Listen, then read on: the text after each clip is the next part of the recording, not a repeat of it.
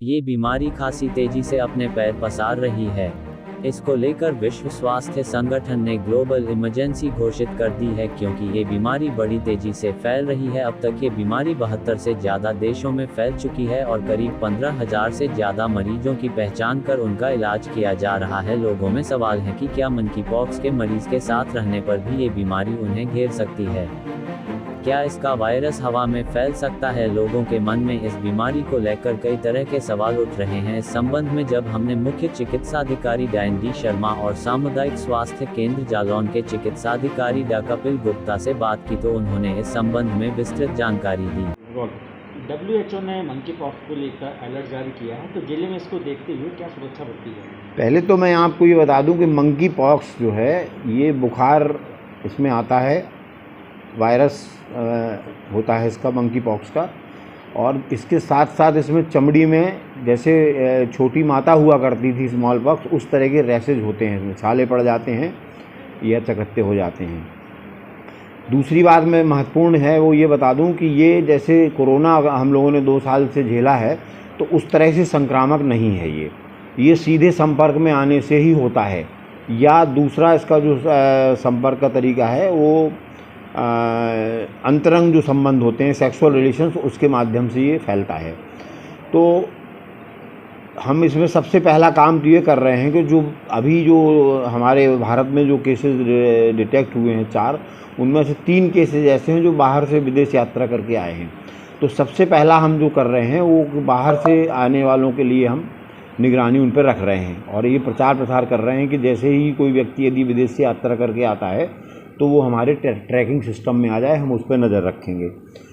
दूसरा, इसमें मुख्य रूप से आइसोलेशन की ज़रूरत होती है, क्योंकि यदि रोगी या उसका बॉडी के जो सिक्रीशंस हैं, मल मूत्र है, वीर्य है, ये सब अगर संपर्क में नहीं आएंगे तो हवा में इसका वायरस नहीं फैलता। इसलिए उतना ज़्यादा संक्रामक नहीं है, कोई घबराने की ज़रूरत नहीं है, सावधानी रखने की ज़रूरत है।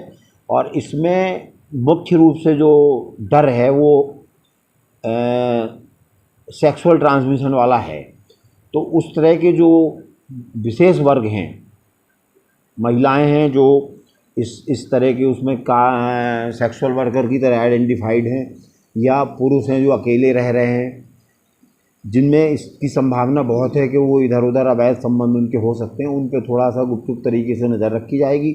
जहाँ तक हमारी चिकित्सीय तैयारियों की बात है, तो हमारे हॉस्पिटल में आइसोलेशन वार्ड मेडिकल कॉलेज में 20 बेड का, 10 बेड का जिला अस्पताल में, और 4-6 बेड का हॉस्पिटल हमारी सभी CSC 8 CSC में तैयार हैं। बिल्कुल, यदि किसी को ज़रूरत होगी तो आइसोलेट करके उसको पर्याप्त उपचार प्रदान किया जाएगा।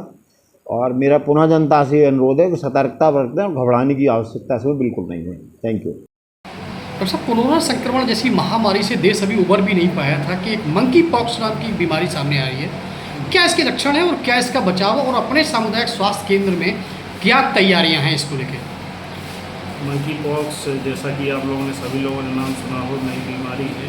यूके में काफ़ी इसके केस देखने को मिले हैं, भारतवर्ष में भी इसके केस देखने को मिले हैं। तो मैं आपके न्यूज़ चैनल के माध्यम से यही बताना चाह रहा हूँ कि मंकीपॉक्स के लक्षण जैसे तेज़ बुखार आना, सर्दी दे के बुखार आना, शरीर में बहुत ज़्यादा टूटन होना, और शरीर में उसके बाद फिर चकत्ते पड़ना, एक फफोले टाइप के जैसे कि मुहासे होते हैं। अच्छा, ये बीमारी बस फैलती कैसे है?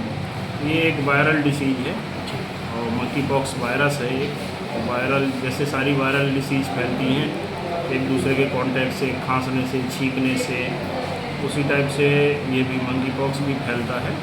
अच्छा, इस बीमारी से बचाव के लिए क्या उपाय करने चाहिए? बचाव के लिए ये है अपना हाथ धो के खाना पीना खाएं, और एक दूसरे से संपर्क में कम से कम आएँ, हाथ मिलाने से परहेज करें। जिस आदमी को बुखार आ रहा, थोड़ा सा दूरी बना के रखें, और साफ़ सफाई से रहें, हाथ धो के ही भोजन करें। अच्छा, अगर तैयारियों की बात करें स्वास्थ्य विभाग की ओर से, तो क्या तैयारियां हैं? तैयारियों में तो ये है कि इस तरह के यदि किसी को लक्षण आता है तो वो आके दिखा सकता है। अभी अपने जनपद में इसकी कोई जांच उपलब्ध नहीं है, लेकिन फिर भी मेडिकल कॉलेज और जिला अस्पताल में इसके लिए एक आइसोलेशन वार्ड बनाए गए हैं। यदि इस तरह के लक्षण के कोई मरीज आते हैं तो हम वहाँ उनको भेजेंगे, वहाँ से उनका सैंपल कहीं बाहर शायद पुणे में जाएगा वहाँ, उसकी जांच होगी, यदि कन्फर्म आता है तो फिर उसके बाद